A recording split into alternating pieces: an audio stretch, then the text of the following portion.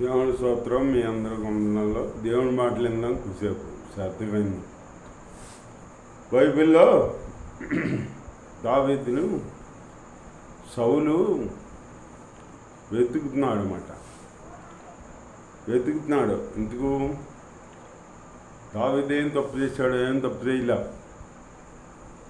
చిన్న మాట గురించి సౌలు పగబట్టి నాకంటే దావీదు దేంట్లో ఎక్కువ అని చెప్పి ఇశ్రాయేలు పెద్దలు ఏమన్నారా, గొలియాతుని చంపినప్పుడు దావీదుకి 10,000 కొలది జైలు, సౌలుకి 1,000 కొలది జైలు అన్నారు. అన్న మాట ఈయనకి ఇంపుగా లేదు, ఇష్టంగా లేదు. ఏంటి, నేను రాజును కదా, నాకు 10,000 అనకుండా సౌలుకి 10,000 అన్నారేంటి, 1,000 కొలది అన్నారేంటి అని చెప్పేసి దావీదు ఉంటే నాకు విలువ ఉండదు, నాకు జనంలో విలువ ఉండదు. దావీదు దావీదుని తీసేయాలి, చంపేయాలి అని కుట్రపడినాడు దావీదు మీద. స్తోత్రం. ఇప్పుడు మాటలు ఎవరైనా పొగుడుతూ మాటలు కావాలి. ఇప్పుడు వాళ్ళ కాడ ఎవరైనా పొగిడారనుకో, ఈ అంత రోజు లేడన్నారనుకో, అతన్ని ఏమో ప్రేమిస్తారు. నా గురించి నువ్వు గనక ఈ మాట అన్నావు అని చెప్పేసి అంటారన్నమాట. అట్లాగే ఈ పొగడ్తలు కావాలి, ఒక్కొక్కరికి పొగడ్తలు కావాలన్నమాట. ఈ బైబిల్లో కాడ ఈ సౌలు కాడ పొగడ్తల కోసం దావీదు మీద కుట్రపడి దావీదుకి చంపాలనుకుంటున్నాడు అన్నమాట. ఒకసారి 26వ అధ్యాయంలో జీపు అరణ్యంలో దావీదు ఉన్నాడని జీపీలు సౌలునాథ్ వచ్చి చెప్పారన్నమాట. చెప్పేటప్పటికి అప్పుడు సౌలు ఏం చేయాలి, అలా ఫిలిష్తీయుల మీద యుద్ధం చేయకూర్చా శాతం మానేసి ఇశ్రాయేలు పెద్దల్లో మంచి అలవాటు పడిన యుద్ధ వీరుల్ని 3,000 మందిని ఎంట పెట్టుకుని దావీదు రైతు వెళ్ళాడనమాట. దావీదు చంపుదామని వెళ్ళాడు. దావీదు ఏం తప్పు చేశాడో, దావీదు చంపే తప్పు ఏం చేశాడో, ఇంకా సౌలు పక్షాన్ని దావీదు సహాయం చేశాడనమాట. గొలియాతుని చూసి గడగడ వణికిపోతుంటే ఇశ్రాయేలు పెద్దలు సౌలు రాజు కూడా భయపడిపోతుంటే అప్పుడు దావీదు వెళ్ళి ఆ గొలియాతుని జయించాడనమాట. జయిస్తే మేలు చేసినాడు కీళ్ళు చేస్తారంటారు చూడు, అట్లాగే మేలు చేశాడు దావీదు.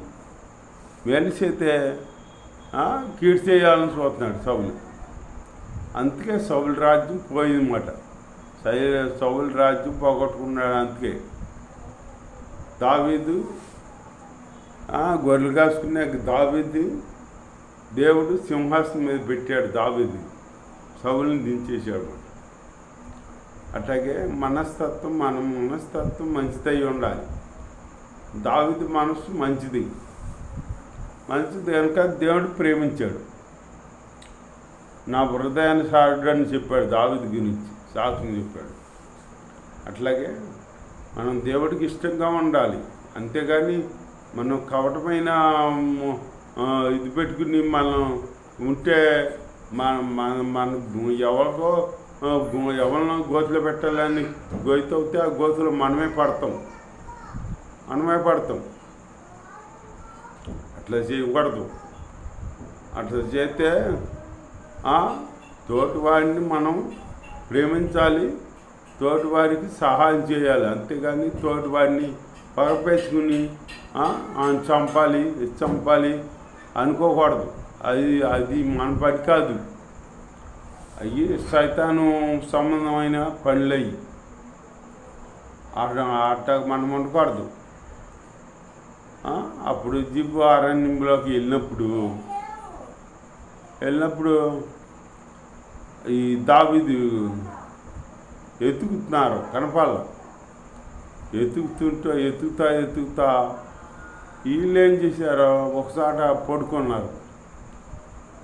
పడుకున్నారు సౌలు ముఠ అందరూ పడుకునేటప్పటికి అక్కడికి అనుకోకుండా దావీదుతో పాటు హబీపై ఒక ఆయన వచ్చాడు. ఆ ఇద్దరు కలిసి దావీదు హబీపై ఇద్దరు కలిసి వచ్చారు. వాళ్ళిద్దరు వచ్చేటప్పటికి వెళ్ళి చక్కగా పడుకున్నారు. మత్తులు అయిపోయి మెలుగు లేదు, పడుకున్నారు. సౌలు అందరు చుట్టూ పడుకున్నారు. ఇశ్రాయేలు ప్రజలు మయ్యాన సౌలు పడుకున్నాడు. సౌలు తలకాడ వీటే ఉంది. నీలబుడ్డి అన్నమాట. ఉంటేను అప్పుడు అబీపై అన్నాడు దావీదుని, ఆహా రాజా, నీ శత్రువు నీ చేతికి అప్పగించాడు దేవుడు. నువ్వు అంటే ఒక్క పోటుతో పొడిచేస్తాను, నేల కరిపిస్తాను సౌల్ని వీటితో అంటే. అప్పుడు దావీదు అన్నాడు, వద్దు అభిపై నువ్వు ఆ పని చేయకూడదు. అభిషేకం తీసుకున్న వాళ్ళని, అభిషేకం పొందిన వాళ్ళని మనం ఏం చేయకూడదు. వాళ్ళు తప్పు మార్గాన్ని వెళ్తున్నారా, వెళ్ళని. అది మనం ఏం చేయకూడదు. మనం వదిలేస్తే దేవుడికి అప్పగించుకుంటే దేవుడే చూసుకుంటాడు, దేవుడే తీర్పిస్తాడు అన్నాడు మాట. అట్లాగే మనం సౌలు ఎంతగా పగబట్టి దావీదుని చంపాలనుకున్నాడు, దావీదు అంతగా ప్రేమించాడు మాట. సౌలుని ఇంకా ప్రేమించాడు కానీ దేశించలా. అది ఆ ప్రేమ దేవుడికి నచ్చిందన్నమాట. నచ్చి దావీదుని ఇచ్చించాడు, సౌలునేమో దించేశాడు అన్నమాట. అట్లాంటి సౌలు మనస్సు, అట్లాంటి బుద్ధి ఉండకూడదు. అట్లాంటి బుద్ధి కలిగి ఇప్పుడు కాడమంటున్నారు సంఘాలు.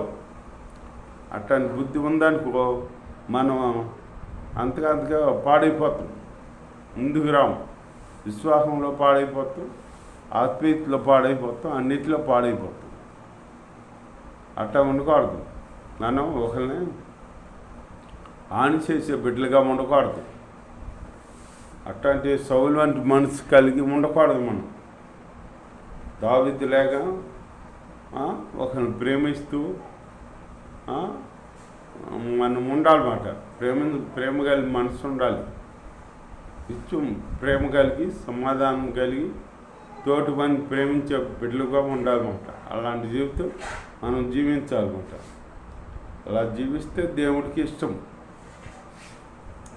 ఇష్టమైన జీవితం మనం చేయాలి. దేవుడి స్తోత్రం, హల్లెలూయా.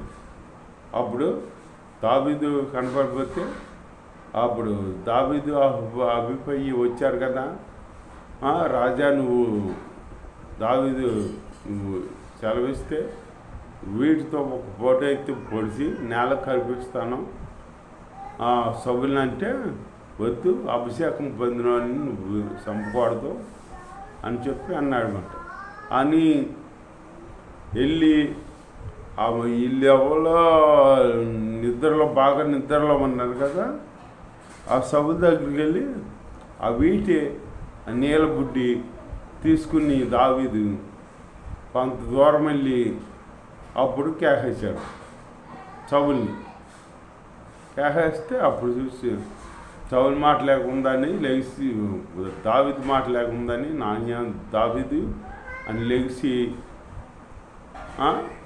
దావీదు అన్నాడు, నీవు నన్ను ఎందుకు చంపాలనుకుంటున్నావు, నా మీద ఎందుకు పగబట్టావు, నేనేం తప్పు చేశాను, ఇప్పుడు ఈ సమయాన్ని నిన్ను నా చేతికి అప్పగించాడు దేవుడు, నేనేం చేయలే, చేయకుండా ఇదిగో చూడు నీ వీటి నీలబుడ్డి ఎక్కడున్నాయి చూడు అన్నాడు ఒకసారి. అప్పుడు అన్నాడు సౌలు, దావీదు నాయన, అపకారం నేను చేయాలనుకున్నా కానీ నీవు ఉపకారం చేసావు, నీవు గొప్పవాడువు అని చెప్పేసి సౌలుని ఇక్కడి నుంచి నేను నిన్ను చంపుతా ప్రయత్నం చేయను అని చెప్పి సౌలు అన్నాడనమాట. అట్లాగే అపకారం చేసేవాళ్ళకి ఉపకారం చేస్తే అది మనకు మేలు అయ్యేస్తుంది. మనం అనుకుంటాం ఏంటి వాళ్ళు మనల్ని పడుతుంటే మనల్ని హింసిస్తుంటే వాళ్ళని ప్రేమిత్వం ఏంటి మనం అనుకుంటాం. వాళ్ళు దైశాఖలు కానీ రాజులు కానీ ఎవరైనా మనల్ని హింసిస్తే మనం వాళ్ళ నిమిత్తం ప్రార్థన చేతమే ఊరుకుంటమే ఏమవుద్ది, ఆ శిక్ష దేవుడే శిక్షిస్తాడు. వాళ్ళని దేవుడు శిక్షిస్తాడనమాట. సౌలుని రాజుగా దించేసి దావీదుని రాజుగా సింహం మీద కూర్చోబెట్టాడనమాట దేవుడు. అట్లాగే దేవుడు మనం ఉపకారం చేసే బుద్ధి కలిగి ఉండాలి.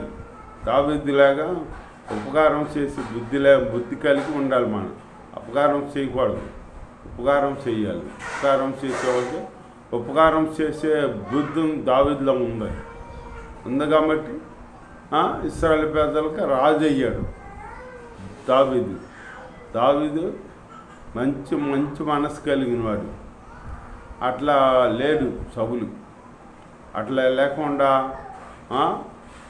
దావీదు ఏదో చిన్న పొరపాటు వాళ్ళని దావీదు మీద పగ పెంచుకున్నాడు అనమాట. పెంచుకుని ఏమయ్యాడు, ఆయన పత్రం ఆయనే తెచ్చుకున్నాడు అనమాట. దావీదు పత్రం దావీదే క్షమించాడు. సౌలు పత్రం సౌలే తెచ్చుకున్నాడు అనమాట. ఎవరు ఏ అపాయం చేయలే సౌలుకి. సౌలే దిగజారిపోయాడు. ఆయన సౌలు ఆలోచన వల్ల దిగజారిపోయాడు అనమాట. అట్లాగే మనము కుట్ర చేసామనుకో, మనకు ఒకళ్ళ అపకారం చేయాలనుకున్నాం అనుకో, మనమే పాడైపోతాం, మనమే దిగజారిపోతాం. దేవుడు ఉన్నాడు పైన చూస్తున్నాడు. నువ్వు వాళ్ళకి మేలు చేస్తున్నావా కీడు చేస్తున్నావా అది దేవుడు చూస్తాడనమాట. దేవుడు సమస్తం తెలుసు కదా, అలా చూస్తాడనమాట. మనం మేలు చేసే బిడ్డలుగా ఉండాలి, కీడు చేసే బిడ్డలుగా ఉండకూడదు.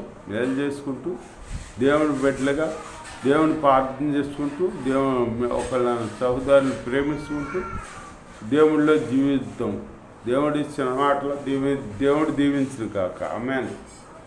తండ్రి మీలో ఎలా ఉండాలో తెలియపరిచేస్తాను. సూత్రం ఉపకార బుద్ధి కలిగి జీవించాలని మాకు తెలియపరిచేస్తాను. సౌలు నాయన దావీదు చెప్పాలనుకుని మరొక ప్రవర్తించాడు తండ్రి. నాయన దావీదు అయితే సౌలు ప్రేమించాడు తండ్రి. అట్టండి ప్రేమించి దావీదు రాజుగా చేసిన మా దేవాన్ని స్తోత్రం. అలాగే మేము కూడా శత్రువులు మిత్తిగా ప్రేమించే జీవితం కలిగి మేము ఉండాలి తండ్రి.